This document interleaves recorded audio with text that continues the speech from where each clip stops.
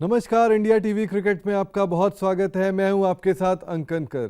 वैसे तो वक्त क्रिकेट अपडेट्स का है, लेकिन आज आईपीएल 14 की खिताबी भिड़ंत होने वाली है। आज पता चलने वाला है कि आखिर आईपीएल 14 किसके नाम होगा।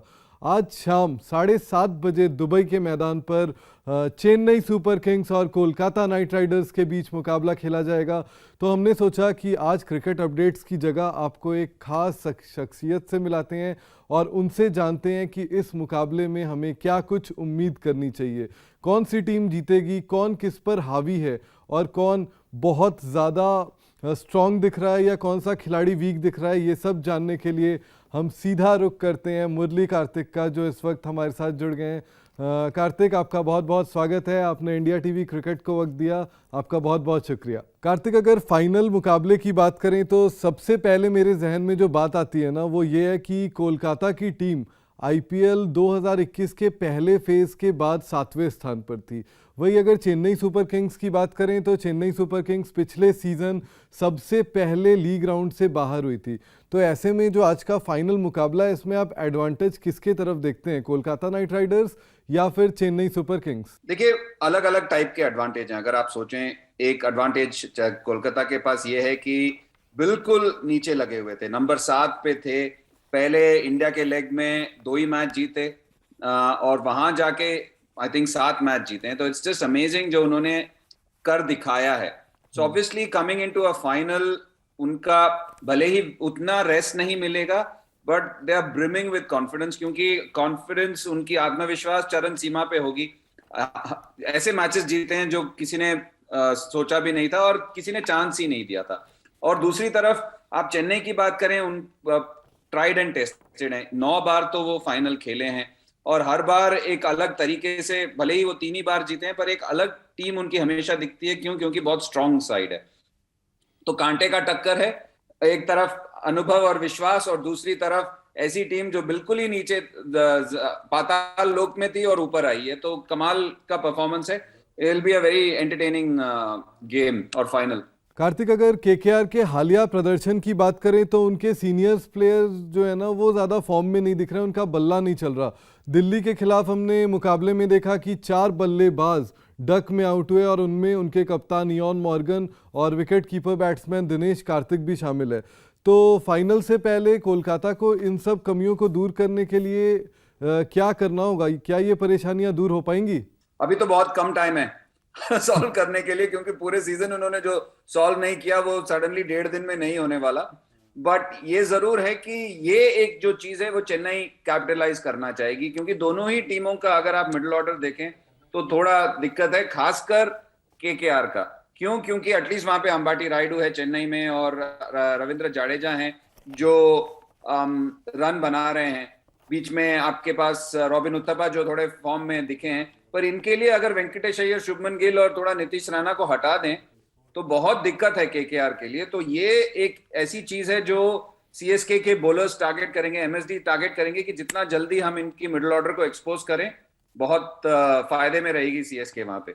कार्तिक, ये तो हुई कोलकाता की बात, लेकिन अगर दूसरी टीम यानी चेन्नई सुपर किंग्स की बात करें तो उस टीम में या तो रिटायर्ड खिलाड़ी हैं जो इस वक्त इंटरनेशनल क्रिकेट नहीं खेलते, या तो फिर ऐसे खिलाड़ी हैं जो अनकैप्ड प्लेयर्स हैं जैसे ऋतुराज गायकवाड़। लेकिन जो चेन्नई सुपर किंग्स के भी मैचेस अगर हम देखें तो बहुत ही एंड तक गए हैं, बहुत करीबी मुकाबलों में उन्होंने जीत हासिल की है और फाइनल में जगह बनाई है। तो ऐसे में क्या सीएसके के पास कोई एज है इस मुकाबले में? देखिए, जब जब किसी प्लेयर को या खासकर चेन्नई की टीम को उन्होंने राइट ऑफ किया है, वो टीम आगे खेली है। जितना मर्जी आप किसी को भी कुछ भी बोल लें, पर आप कहते हैं ना कि जो खाने का स्वाद है वो खाने में है। जितने लोग ज्यादा खाते हैं उससे पता चलता है कि खाना स्वादिष्ट था या नहीं था। अगर सीएसके की बात करें, देखिए 9 फाइनल खेली है तो टीम स्ट्रांग है। और लास्ट ईयर बिल्कुल नीचे 8वें स्थान के बाद जिस हिसाब से उन्होंने पहले इंडिया के लेग में खेले और सारे विभाग उनके जो हैं वो कहीं ना कहीं कभी ना कभी फायर करके अब फाइनल में भी पहुंचे हैं। यहाँ पे भी जब क्वालिफाई हो गए थे, उसके बाद 3 मैच हारे तो लग रहा था कि क्या इनका मोमेंटम चला गया। पर एक एन वक्त पर दिल्ली कैपिटल्स को हराया। ऐसे इंसान जिसको सबने राइट ऑफ कर दिया था कि एमएसडी के बल्ले से नहीं लग रही, उन्होंने आके मैच जिताया। तो एक ऐसी टीम है जो बिल्कुल सेल्फ बिलीफ में विश्वास रखती है, बिल्कुल ज्यादा कॉम्प्लिकेट नहीं करती क्रिकेट को। बहुत इंपॉर्टेंट है उनके लिए कि वो रिलैक्स्ड रहते हैं और उसी वजह से जीतते हैं। तो भले ही प्रॉब्लम्स हैं, पर प्रॉब्लम से वो ओवरकम करके फाइनल में है, तो ये बहुत बड़ी बात है सीएसके के लिए। और मुझे लगता है going into the finals also उनका यही दिमाग में रहेगा कि जो हम करते आए हैं वो करते चले जाएंगे। कार्तिक, जब से आईपीएल 2021 के दूसरे फेज की शुरुआत हुई है तब से आप दुबई में ही हैं। आपने हर मुकाबले को काफ़ी क्लोजली देखा है, काफ़ी करीब से देखा है। तो केकेआर ने ना जो मुकाबले खेले हैं, जो दोनों नॉकआउट मुकाबले खेले हैं, वो शारजा में खेले हैं। लेकिन चेन्नई सुपर किंग्स की बात करें तो उन्होंने दुबई में अपना नॉकआउट मुकाबला खेला। तो ऐसे में क्या लगता है कि केकेआर के पास कोई डिसएडवांटेज है क्या कि उन्होंने शारजा में ज़्यादा मुकाबले खेले इस सीज़न में और चेन्नई सुपर किंग्स ने दुबई में ज़्यादा मैच खेले? तो नहीं, ऐसा नहीं है, क्योंकि आप उनकी बॉलिंग देखें, उनके जो स्पिनर्स हैं वो कहीं पे भी गेंदबाजी कर सकते हैं। जी हाँ, एक अलग तरीके से उनको गेंदबाजी करनी पड़ी थी शारजा के विकेट पे, जहां गेंद रुक के आ रही थी। उनके जो स्टीमर्स हैं शिवम मावी और जो लॉकी फर्गसन है, वो एक्चुअली इस विकेट को प्रेफर करेंगे, क्योंकि वहां पे घास है और गेंद गति से जाती है, कांटा बदल सकती है। और उसके अलावा अगर जरूरत पड़े तो वेंकटेश अय्यर जैसे भी हैं जो उनके लिए गेंदबाजी कर सकते हैं। और रही उनकी बल्लेबाजी, कहीं ना कभी जब आप फॉर्म में नहीं होते तो आप चाहते हैं कि बॉल बल्ले पे आके लगे, और उस वजह से अगर आपको फॉर्म बदलना है, जैसे रॉबिन उत्तपा ने बदला उस दिन, तो आप चाहते हैं कि बल्ले पे आए बॉल। तो उस लिहाज से तो दुबई का मैदान या दुबई का पिच जो है उनके लिए बेहतर है। कार्तिक, अगर हम दोनों टीमों के प्लेइंग 11 की बात करें, कोलकाता नाइट राइडर्स और चेन्नई सुपर किंग्स, क्या आपको लगता है कि आज कयामत की रात, क्योंकि आज फाइनल मुकाबला है, तो इससे पहले क्या ये दोनों टीमें अपनी प्लेइंग 11 में कोई बदलाव करेंगी फाइनल मुकाबले में? सीएसके तो हम आप उम्मीद कर सकते हैं कि अनलेस एंड अनटिल कोई चोट ना लगी हो तब तक तो वो बदलाव करेंगे है नहीं। और रही केकेआर की बात, पिछले मैच में हमने थोड़ा झलक देखा था, थोड़ी झलकियां देखी थी कि आंड्रे रसल तैयार होने की कोशिश कर रहे थे। पर एक इंपॉर्टेंट चीज है, दिल्ली कैपिटल्स ने मार्कस स्टोइनिस को सीधा इंजरी से खिलाया। उसके बाद क्या हुआ, पहले तो रन नहीं बने, और दूसरा जब फील्डिंग कर रहे थे तो वो फिजियो के टेबल पे थे। तो वो करना नहीं चाहेगी यहाँ पे केकेआर, क्योंकि शकीब अल हसन बहुत ही बेहतरीन क्रिकेटर हैं, उनके पास लॉकी फर्गसन है। जी हाँ, ओवन मॉर्गन जो कप्तान है वो रन नहीं बना रहे, पर उनको खिलाना पड़ेगा, और सुनील नारायण। तो इसको आप बदलना नहीं चाहते, और बाकी जो इंडियन प्लेयर्स हैं जो सेटल्ड हैं उनको भी आप बदलना नहीं चाहते। अच्छा, आप वेंकटेश अय्यर के बारे में क्या कहेंगे? क्योंकि अगर इस सीज़न में देखें तो अगर मैं ये कहूँ कि वेंकटेश अय्यर केकेआर की डिस्कवरी है तो वो बिल्कुल भी गलत नहीं होगा। बिल्कुल नहीं होगा, बिल्कुल सही कहा आपने। क्यों? क्योंकि जिस हिसाब से उन्होंने ये यूएई लेग में अपना छाप छोड़ा है, एक होता है ना फर्स्ट इंप्रेशन बेस्ट इंप्रेशन होता है, और उन्होंने पहले मैच से ही वो दिखाया है कि जो दुनिया है उनको आके देखे और उनको नोटिस करे, और वही किया है। एक तो सबसे बड़ी बात है, एक तो टैलेंट है, दूसरा ये है कि कुछ भी करते हैं बड़े शांत स्वभाव के लगते हैं। बॉलिंग भी उनसे कराई गई, वो भी बहुत अच्छी तरह से किया, एक अच्छी तरह से उनके हाथ भी बड़े अच्छे हैं। तो उनके जो तीनों विभाग हैं क्रिकेट के वो बहुत अच्छे हैं।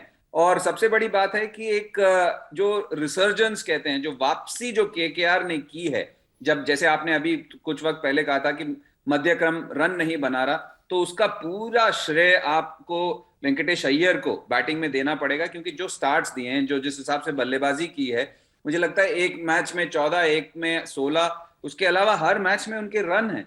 तो बहुत बड़ा जो देन है वो केकेआर के लिए और वापसी करने का, वो वेंकटेश अय्यर ही हैं। अच्छा कार्तिक, एक आखिरी सवाल।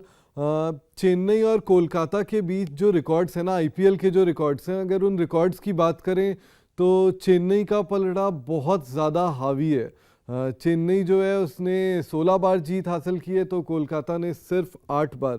तो ऐसे में क्या लगता है कि जो फाइनल मुकाबला है आज, चूँकि अल्टीमेट गेम होने वाला है, क्योंकि ये फाइनल मैच है, सबसे अहम मुकाबला है टूर्नामेंट का, तो आपको क्या लगता है कि इस मुकाबले में क्या इस तरीके की जो इन तरीके के जो रिकॉर्ड्स होते हैं इनसे कोई फर्क पड़ेगा? फाइनल का भी आप रिकॉर्ड देख लीजिए कि 2000 चेन्नई सुपर किंग्स 3 ही बार जीती है, पर केकेआर जितनी बार फाइनल में पहुंची है तो जीती है। तो ये भी एक कॉन्फिडेंस वाला रिकॉर्ड है केकेआर के लिए।